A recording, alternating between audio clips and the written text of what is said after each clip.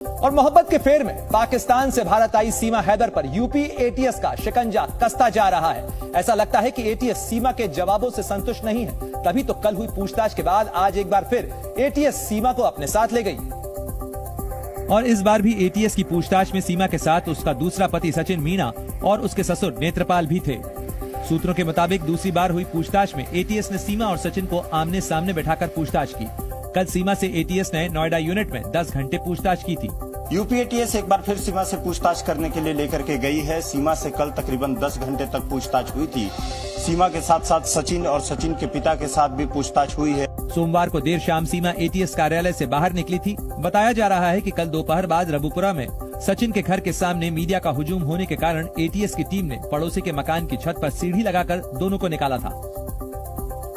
जांच एजेंसियों को सीमा हैदर की बातों पर फिलहाल भरोसा नहीं हो रहा है, इसीलिए सूत्रों के मुताबिक सीमा हैदर का लाई डिटेक्टर और पॉलीग्राफी टेस्ट हो सकता है, क्योंकि सीमा ने ऐसी कई बातें कही हैं जिन पर यकीन कर पाना मुश्किल हो रहा है। इसीलिए एटीएस पता लगाने की कोशिश कर रही है कि सीमा प्यार की आड़ में जासूसी या किसी गलत इरादे से भारत में तो नहीं आई है। सीमा के बिना वीजा भारत आने और 50 दिन से ग्रेटर नोएडा के रबुपुरा गांव में रहने के बारे में गौतम बुद्ध नगर पुलिस ने केंद्र और प्रदेश के जजों को चिट्ठियां लिखी थी, जिसके बाद एजेंसियां सीमा हैदर और उसके पति सचिन और पिता नेत्रपाल से पूछताछ कर रही हैं। पुलिस सूत्रों का दावा है कि सीमा हैदर से बरामद पहचान पत्र और बाकी दस्तावेजों की विदेश मंत्रालय से जांच हो रही है। एजेंसियों को न केवल सीमा के भाई के पाकिस्तानी सेना में होने बल्कि उसके चाचा के भी सेना में सूबेदार होने की जानकारी मिली है। सीमा के फोन में नष्ट किए गए चैट और सैटेलाइट फोन इस्तेमाल की आशंका की भी जांच हो रही है। आईबी के इनपुट के बाद ही एटीएस ने सीमा से पूछताछ शुरू की है। सीमा हैदर से यूपी एटीएस ने कई सवाल पूछे हैं। उनमें से कुछ सवालों की लिस्ट जी न्यूज के पास मौजूद है। उन सवालों में सीमा से पहला सवाल था कि नेपाल के रास्ते भारत आने पर बॉर्डर पर क्या तुम्हें किसी ने रोका नहीं? नेपाल के रास्ते भारत में किस जिले में उसने एंट्री की? नेपाल आने में किस व्यक्ति ने तुम्हारी मदद की? पैसों की खातिर तुमने जो जमीन बेची वो पाकिस्तान में कहां पर है? पबजी गेम का तुम्हारा यूजर आईडी और पासवर्ड क्या था? एटीएस ने सीमा से पूछा कि तुमने पाकिस्तान का सिम आखिर क्यों तोड़ा? एटीएस ने यह भी सवाल किया कि तुमने 6 पासपोर्ट आखिर क्यों बनवाए? एटीएस का अगला सानी आईडी में जन्म तिथि 2002 आखिर क्यों लिखी हुई है? एटीएस ने यह भी सवाल किया कि क्या तुम्हारा भाई पाकिस्तान की फौज में काम करता है? एटीएस ने जोर देकर पूछा कि क्या वाकई तुम सचिन के प्यार में भारत आई या कोई अलग कारण था? लेकिन सीमा का एक ही जवाब था कि वो सचिन के प्यार में पड़ी है और इसीलिए पाकिस्तान छोड़कर भारत आई है। और सीमा हैदर को लेकर एटीएस को एक और चौंकाने वाली जानकारी मिली। सीमा जब ऑनलाइन पबजी गेम खेलती थी तो उसने अपनी असली पहचान छिपाकर ये गेम खेलना शुरू किया। उसने अपनी आईडी अलग नाम से बनाई। यानी जिस पबजी गेम के जरिए सचिन और सीमा हैदर का प्रेम परवान चढ़ा, उस पबजी पर अकाउंट सीमा हैदर के नाम से नहीं था। सीमा ने मरियम खान के नाम से सोशल मीडिया पर आईडी बनाई थी। सीमा ने पबजी पर अपनी आईडी मरियम खान के नाम से बनाई थी। सीमा के मुताबिक वो पबजी खेल रात में खेला करती थी। इसी दौरान उसे साल 2020 में सचिन मिला, जिससे पहले उसकी दोस्ती हुई और फिर प्यार हो गया। सूत्रों के मुताबिक सीमा ने एटीएस को बताया कि सचिन ने पाकिस्तान जाने के लिए वीजा का आवेदन किया था, लेकिन वो नहीं चाहती थी कि सचिन पाकिस्तान आए। सीमा हैदर से कल हुई यूपी एटीएस की पूछताछ में पता चला है कि उसने पबजी गेम खेलते वक्त सचिन के अलावा भारत के कुछ और लोगों से भी संपर्क किया था। और जिन लोगों से सीमा ने संपर्क किया था वो ज्यादातर दिल्ली एनसीआर में रहते थे। सूत्रों से मिली जानकारी के मुताबिक सीमा हैदर से एटीएस ने अंग्रेजी भाषा की कुछ लाइंस पढ़वाई थी। अंग्रेजी की लाइंस को सीमा ने न सिर्फ अच्छे से पढ़ा बल्कि उसका पढ़ने का तरीका भी अच्छा था। यही नहीं, एटीएस को सचिन के सोशल मीडिया अकाउंट से भी चौंकाने वाली जानकारी मिली है। सचिन ने अपना इंस्टाग्राम अकाउंट भी बना रखा था। सचिन ने अपने इंस्टाग्राम अकाउंट में अपनी तस्वीर नहीं लगाई थी। सचिन के इंस्टाग्राम अकाउंट का सिर्फ एक ही फॉलोअर था। सिर्फ सीमा हैदर सचिन के इंस्टाग्राम अकाउंट को फॉलो करती थी। सचिन मीणा ने अपने इंस्टाग्राम अकाउंट को प्राइवेट रखा था। यही नहीं, सचिन ने अपने फेसबुक अकाउंट को भी प्राइवेट किया हुआ था। सवाल उठता है कि आखिर ऐसी क्या वजह थी कि सचिन ने अपने इंस्टाग्राम और फेसबुक अकाउंट को प्राइवेट कर रखा था।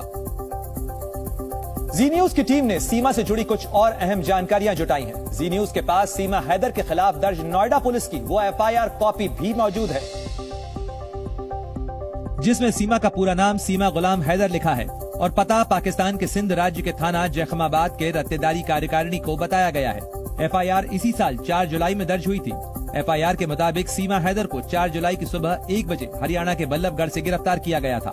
दरअसल जब वकील ने बताया कि वो पाकिस्तान की नागरिक है, और उसकी सचिन से कोर्ट मैरिज नहीं हो सकती। तब सीमा और सचिन को डर सताने लगा कि अब पुलिस तक सूचना पहुंच जाएगी और वो पकड़े जाएंगे।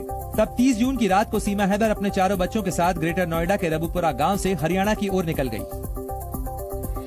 पुलिस ने सीमा और सचिन को गिरफ्तार कर कोर्ट में पेश किया और लेकिन दोनों को जमानत मिल गई। और तब जब सीमा और सचिन की कहानी मीडिया के सामने पहुंची तो इसके कई दूसरे पहलू सामने आए।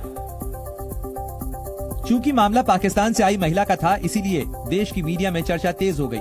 धीरे धीरे सीमा से जुड़ी जानकारी सामने आना शुरू हो गई। सीमा के पास से जो चीजें मिली वो काफी चौंकाने वाली हैं।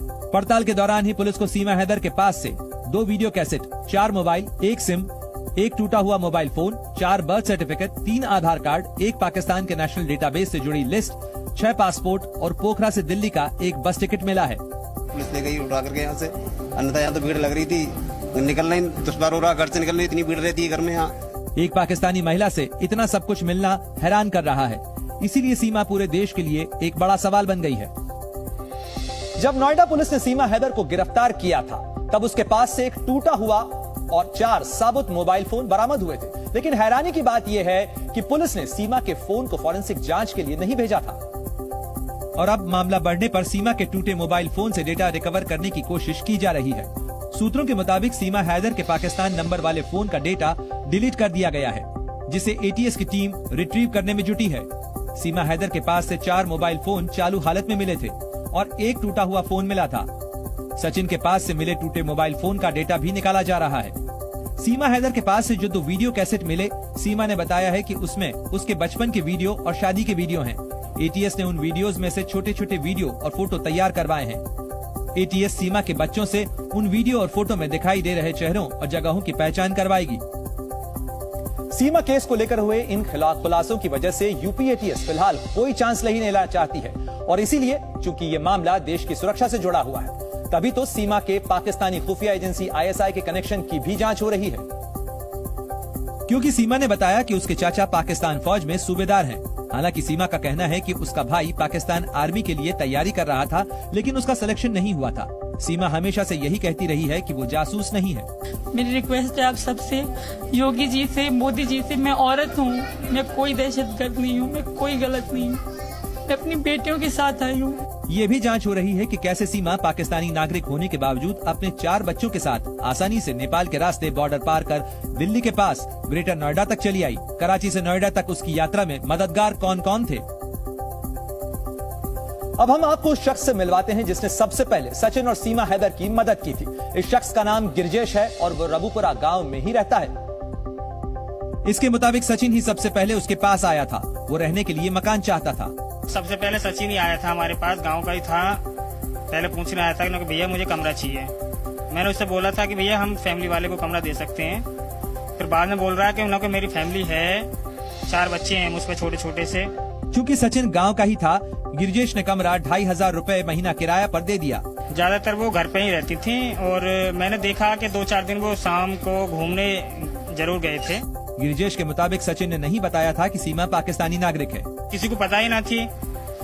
ये तो बाद में पता चली है जब ये 1 तारीख को यहाँ से गए हैं निकल के, उसके बाद जो है पुलिस आई है। गिरजेश के मुताबिक सचिन ने खुद को बुलंदशहर का रहने वाला बताया था और इसीलिए अब सीमा हैदर की जांच का दायरा लगातार बढ़ता जा रहा है। यूपी एटीएस के साथ साथ अब इस मामले में इंटेलिजेंस ब्यूरो भी सीमा हैदर की सच्चाई पता लगाने में जुट गई है। क्योंकि सबसे बड़ा सवाल यही है कि सीमा कैसे सुरक्षा एजेंसियों को चकमा देकर बॉर्डर पार कर गई। भारत नेपाल सीमा पर एसएसबी यानी सशस्त्र सीमा बल तैनात है, जो आने जाने वाले लोगों के कागजात की पूरी जांच करती है। इतना संवेदनशील बॉर्डर होने के बावजूद एसएसबी के जवान ये पता क्यों नहीं लगा पाए कि एक पाकिस्तानी महिला भारत में दाखिल हो रही है। सूत्रों के मुताबिक सीमा हैदर मामले में जांच के लिए आईबी की विशेष टीम एसएसबी से रिपोर्ट मांगेगी। साथ ही ऐसी सभी एजेंसियों से रिपोर्ट शेयर करने को कहा जाएगा जो नेपाल भारत सीमा पर तैनात हैं। सीमा हैदर के पाकिस्तान से काठमांडू और काठमांडू से भारत किन रास्तों से प्रवेश की है, इसकी जानकारी अब एटीएस के द्वारा सीमा हैदर से पूछताछ में की जा रही है। भारत नेपाल सीमा पर वक्त वक्त पर खुफिया रिपोर्ट आती रहती है कि आतंकी भारत नेपाल की खुली सीमा का फायदा उठाकर घुसने की कोशिश करते रहते हैं। ऐसे में एसएसबी पर सवाल उठना लाजमी है। Z News।